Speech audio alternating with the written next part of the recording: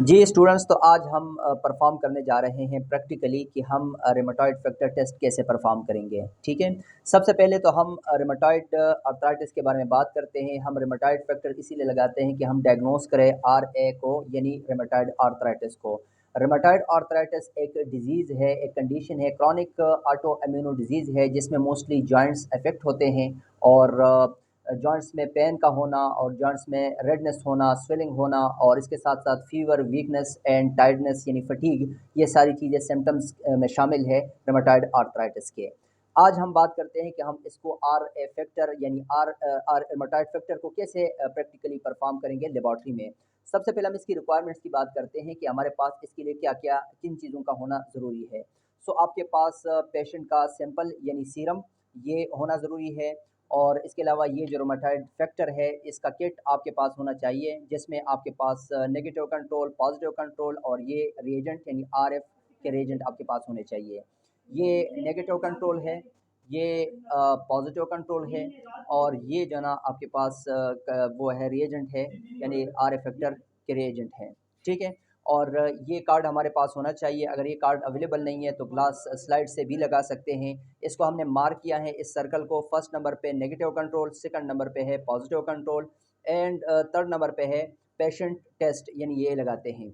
आपके पास mixing stick होनी चाहिए और एक पिपेट जिसको 50 माइक्रोलीटर इसको हमने मार्क किया हुआ है, यानी 50 माइक्रोलीटर आपको सीरम होना चाहिए। ठीक है, अब हम परफॉर्म करते हैं। पहले सर्कल में हमने जो ये किया हुआ है, मार्क किया हुआ है नेगेटिव कंट्रोल, तो हम एक ड्रॉप डालते हैं नेगेटिव कंट्रोल का।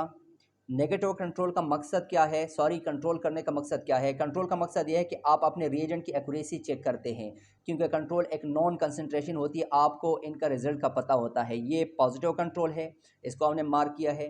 और इसके साथ साथ थर्ड सर्कल में हम डालेंगे, यानी ये पेशेंट सिंपल है और इसको हम 50 माइक्रोलीटर थर्ड नंबर से उसमें डालेंगे। ये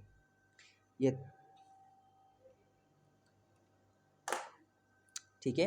अब हम ये रिएजेंट अप्लाई करेंगे वन ड्रॉप नेगेटिव कंट्रोल में, वन ड्रॉप पॉजिटिव कंट्रोल में, one drop and one drop हम अप्लाई करेंगे पेशेंट सैंपल में। ठीक है, जो हमने किया। अब हम करेंगे मिक्सिंग स्टिक से इसको मिक्स करेंगे। एक स्टिक हम यूज़ करेंगे, ये आप देख सकते हैं।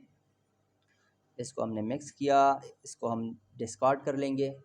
सेकंड नंबर से हम इसको मिक्स करेंगे कंट्रोल वाले को। ठीक है, और थर्ड नंबर जो पेशेंट का हमने लगा दिया था उसको भी हम अच्छी तरह मिक्स करेंगे। ठीक है, अब हम इसको रोटेट करेंगे इसको और देखेंगे इसमें एग्लूटिनेशन देखेंगे। ठीक है,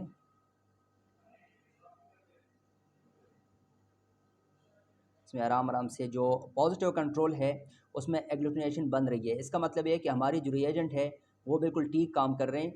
अभी हमें देखना ये है कि जो पेशेंट का जो सैंपल हमने लगाया है उनकी रिज़ल्ट क्या आता है। ठीक है, तो इस तरीके से जो टेस्ट हम परफॉर्म करते हैं इसको कहते हैं क्वालिटेटिव मेथड, यानी इसमें हम क्वालिटेटिव मेथड से इसको परफॉर्म करते हैं। अच्छा, ये 3 to 4 मिनट्स हमने इसको रोटेट करना होता है, तो ज़रा इसको ले। ये हमारा नेगेटिव कंट्रोल था, जो कि नेगेटिव है। ये सेकंड नंबर पे जो है ये हमारा पॉजिटिव कंट्रोल था, जिसमें एग्लूटिनेशन आप देख सकते हैं, ये एग्लूटिनेशन आ गया। और थर्ड नंबर जो पेशेंट का सिंबल हमने लगा दिया था वो नेगेटिव है। इसका मतलब हमारा जो रिज़ल्ट है वो नेगेटिव आ गया और हमारे रीजन ठीक काम करते हैं, बिकॉज जो हमने नॉन पॉजिटिव कंट्रोल लगा दिया था वो पॉजिटिव हो गया। ये सेकंड नंबर पे आप एग्लूटिनेशन देख सकते हैं और ये नेगेटिव है, और जो पेशेंट का जो है वो भी नेगेटिव है। इट मीन कि जो टेस्ट है वो RF फैक्टर जो है ना, RF फैक्टर वो नेगेटिव है। So thank you for watching और इंतज़ार फरमाएं नेक्स्ट वीडियो के लिए।